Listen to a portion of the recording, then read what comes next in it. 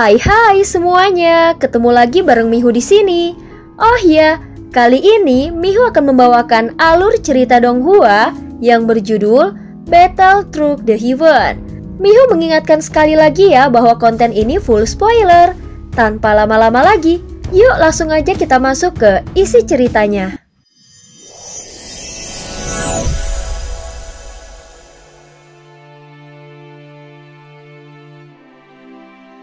Melanjutkan dari kisah sebelumnya.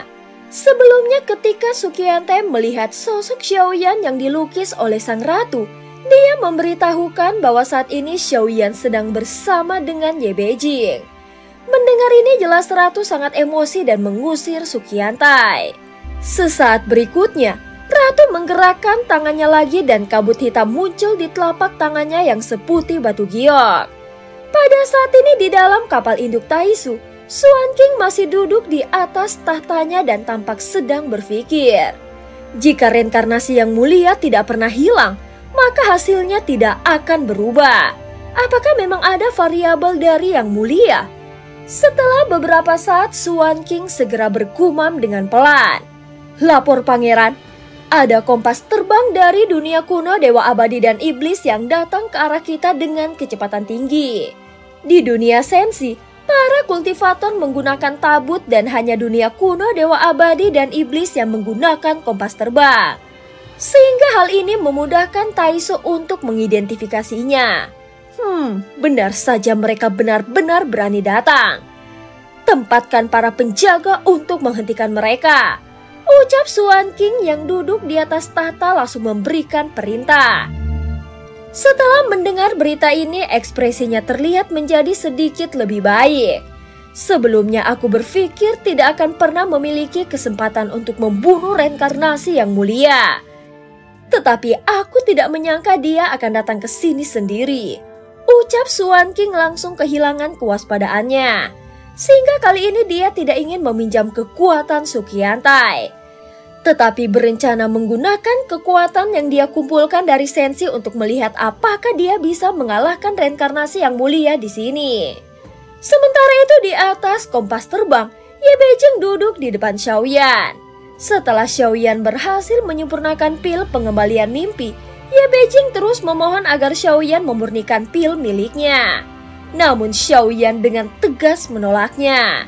Bagaimanapun, bahan obat yang digunakan untuk memurnikan pil tersebut sangatlah besar dan hanya satu dari berbagai bahan obat langka yang dapat dimurnikan. Beberapa saat kemudian, Xiaoyan memejamkan matanya dan memasuki taman limpu di dalam pagoda emas. Seiring berjalannya waktu, bahan obat yang ditanamnya telah matang tetapi Xiaoyan tidak terburu-buru memetiknya.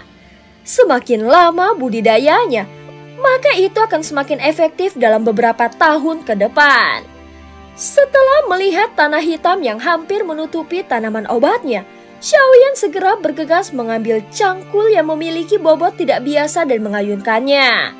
Saat Xiaoyan melihat ke sekeliling, segala jenis bahan obat langka yang sulit ditemukan telah tumbuh subur. Hanya saja tempat ini akan mengkonsumsi 5 elemen energi spiritual. Ketika Xiaoyan mencapai tingkat tertentu atau berada dalam pertempuran, maka pagoda emas akan menyerapnya dengan sendirinya. Jadi Xiaoyan hampir tidak perlu terlalu khawatir tentangnya. Tentu saja hal ini sebenarnya mengejutkan Xiaoyan. Dengan cara ini maka masalah kelangkaan bahan obat bisa teratasi. Saat ini Xiaoyan tidak berani menghabiskan waktu terlalu banyak di dalam pagoda emas. Xiaoyan segera membuka matanya dan melihat Ye Beijing masih berada di sampingnya. Berikan aku pil itu, ucap Ye Beijing. Tidak, pil ini tidak akan berguna untukmu, ucap Xiaoyan merasa sangat pusing menghadapi Ye Beijing dan mengeluarkan beberapa obat ramuan dengan efek yang lebih kecil. Setelah menerima obat mujarab, Ye Beijing langsung memakannya seperti meminum pil gula. Melihat Ye Beijing yang sangat menikmatinya, mengingatkan Xiaoyan pada Qiu. Hanya saja Qiu sangat imut dan lembut. Namun Qiu yang pernah dipeluknya ternyata putri ketiga dari Taisu. Jadi apa yang ku ketahui sejauh ini nama asli Qiu. Dari apa yang aku ketahui sejauh ini, Nama asli Qiu Qiu adalah Su Yue dan dia juga seharusnya adalah putri Suqiantai. Di antara keturunan Suqiantai yang tidak terhitung jumlahnya, identitas Su Yue hanya lebih rendah daripada Su Wanqing. Aku tidak tahu seperti apa situasinya saat ini, dan apakah dia juga sudah datang ke Sensi. Pada saat ini cahaya biru tiba-tiba muncul di batu giok miliknya. Tetapi Xiaoyan dengan cepat menyembunyikannya agar tidak terlihat oleh Ye Beijing. Nomor 9, nomor 6 ingin berbicara denganmu. Suara nomor 1 langsung memasuki pikirannya. Segera Xiaoyan menutup matanya dan jiwanya memasuki batu giok. Alam dewa kekacauan ini membuat Xiaoyan merasa sangat familiar setelah memasukinya berkali-kali. Sehingga dia tidak merasa aneh lagi. Saat ini nomor 6 sudah berada di platform batu tempatnya berada. Ada apa? Ucap Xiaoyan yang baru tiba langsung bertanya menunjukkan keberaniannya yang besar. Apakah kerjasama antara kau dan aku sangat penting? Tanya Suqiantai. Iya, tentu saja. Tanpa membuang waktu, Xiaoyan segera menjawabnya. Izinkan aku menjawab 2 pertanyaan yang kau ajukan sebelumnya. Taisu tidak mudah untuk dikalahkan. Karena selain Taisu, ada juga kekuatan dari dunia lain yang mendukungnya. Kau pasti sudah mengetahui beberapa seperti Buddha dari dunia misterius surga barat. Dan lebih dari 10 juta prajurit Taisu yang sudah diciptakan. Aku tidak tahu seberapa kuat dunia Sensi. Tetapi jika kau ingin menang, kau harus mengintegrasikan semua kekuatan yang ada. Meski aku bisa ikut berkontribusi, namun aku tidak bisa melangkah terlalu jauh. Kau seharusnya bisa memahami apa yang aku katakan. Oh iya, mengenai Ratu Sensi, dia tidak dipenjara. Dia telah diminta berkali-kali untuk pergi. Namun dialah yang tidak mau pergi dan berkata akan menunggu seseorang untuk menjemputnya secara langsung. Xiaoyan langsung mengangkat alisnya sedikit ketika mendengar kata-kata Suqiantai. Tetapi dia bisa merasakan bahwa Suqiantai berbicara dengan nada yang serius. Xiaoyan juga bisa menebak bahwa kepergian Taisu sebelumnya pasti ada hubungannya dengan dirinya. Tentu saja kemunculan Ye Beijing juga menjadi salah satu alasannya. Tetapi dia juga memberitahu alasan mengapa Ratu tidak mau pergi. Xiaoyan merasa sepertinya Ratu sudah mengantisipasi semua yang terjadi saat ini. Bahkan dia sudah menebak Ye Beijing yang berada di sampingnya. Pertarungan ini terlalu sia-sia, ucap Xiaoyan berkata dengan tenang. Meskipun dia datang dengan bantuan Ye Beijing, namun hal itu tidak bisa dihindari. Bahkan jika Xiaoyan tidak datang ke sini dengan Ye Beijing, dia tetap harus datang. Tetapi yang masih belum bisa dipahami Xiaoyan adalah kemana perginya Zhenwu. Kenapa dia tidak muncul untuk melindunginya? Zhenwu pernah berkata sebelumnya bahwa dia akan muncul saat Xiaoyan membutuhkannya. Xiaoyan tidak pernah mengira bahwa kartu truf terkuatnya tidak muncul di saat-saat kritis. Sebenarnya hal ini tidak terlalu mengecewakan, tetapi justru membuat Xiaoyan khawatir. Sejauh yang dia tahu, Zhenwu adalah yang terkuat di antara para dewa dan kakak seniornya, tetapi dia tidak pernah muncul. Apakah ada sesuatu yang tidak terduga terjadi pada Zhenwu? Semua pertanyaan ini terus melintas di dalam benaknya. Pada saat ini kecepatan kompas terbang meninggalkan pelangi panjang di lautan kehampaan. Dan sudah mendekati inti Taisu dengan kecepatan yang sangat cepat. Sebenarnya Xiaoyan tidak tahu bagaimana cara menghadapi pertempuran ini. Atau bisakah kekuatan alam dewa kuno benar-benar menahannya? Sejujurnya dia tidak begitu yakin. Bagaimanapun, sejauh ini masih banyak hal yang belum diketahuinya. Jadi berapa jumlah pasukan yang kau bawa? Melihat Xiaoyan yang sedang berpikir, Suqiantai langsung bertanya. Jika kita memasukkan dirimu, maka jumlah kita ada 3. Setelah kata-kata itu keluar terjadi keheningan yang singkat. Jika tidak menghitung diriku, bukankah kalian hanya berdua? Bagaimana caramu akan bertarung? Jangan meremehkan Taisu. Begitu kekuatan terbentuk, maka tidak akan mudah menghindari pengepungan dan penindasan.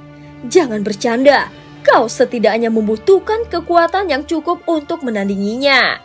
Setelah beberapa saat, Suqiantai berkata dengan getir.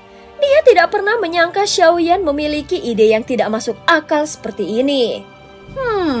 Bagaimana kau bisa kembali naik tahta jika tidak membunuh kerabat demi keadilan? Sukyante langsung tersenyum pahit saat mendengar kata-kata Xiaoyan. Keheningannya sudah mengungkapkan isi di dalam pikirannya. Dengan kebijaksanaan yang mulia, bagaimana dia bisa mengakalinya? Walaupun Xiaoyan adalah reinkarnasi, namun dia adalah tetap yang mulia. Begitu aku mengambil tindakan, maka aku akan menjadi pengkhianat Taisu. Bahkan jika aku bisa kembali mendapatkan tahta, bagaimana caraku untuk bisa mengendalikan hati ribuan makhluk di Taisu? Ucap Sukyante berbicara dengan getir. Walaupun dia sudah menerobos tingkat kelima, tetapi dia masih belum bisa menerobos ke tingkat keenam. Sehingga dia merasa kesulitan untuk bisa mengendalikan seluruh makhluk Taisu jika dia merebutnya secara terbuka. Jika kau memang menginginkannya, kau bisa melakukannya. Tidak ada yang tahu rencana ini selain kau dan aku, ucap Xiaoyan. Dia juga merasa bahwa kekuatan tempur Sukyante adalah menjadi salah satu yang terkuat di dunia Taisu. Jadi tidak sulit baginya untuk menyembunyikan auranya dan mengambil tindakan. Kau juga seharusnya tahu bahwa jika kau ingin merebut kembali tahta, kau tidak boleh menghancurkannya, tetapi juga tidak boleh membiarkannya. Jika kau tidak mau, maka itu tidaklah masalah. Xiaoyan berbicara dengan tegas, seolah-olah setiap kata-katanya mengandung duri yang bisa menusuk jantung Sukyante. Secara umum, gabungan kekuatan kita bertiga masih terlalu lemah dan akan kalah dalam pertempuran ini, ucap Sukyante. Pada saat ini dia merasa ide Xiaoyan sangat tidak masuk akal dan membuatnya kehilangan kepercayaan diri. Baiklah, setelah pertemuan ini, kerja sama kita hanya sebatas ini saja. Dihadapkan pada keraguan-raguan Sukyante, Xiaoyan langsung berbicara dengan tegas dan tidak memberikan dia banyak waktu untuk berpikir. Tetapi apakah kalian berdua optimis untuk bisa menang? Ucap Sukyante. Bagaimana mungkin kita tahu jika kita tidak melawan? Ucap Xiaoyan segera memberikan jawaban penuh percaya diri. Faktanya, Xiaoyan sendiri tidak tahu dari mana kepercayaan diri itu berasal. Namun dengan berbicara penuh semangat, Xiaoyan yakin pasti akan ada jalan. Dan cerita pun berakhir. Terima kasih udah dengerin Mihu dari awal sampai akhir ya. Jangan lupa untuk like dan subscribe. Sampai jumpa.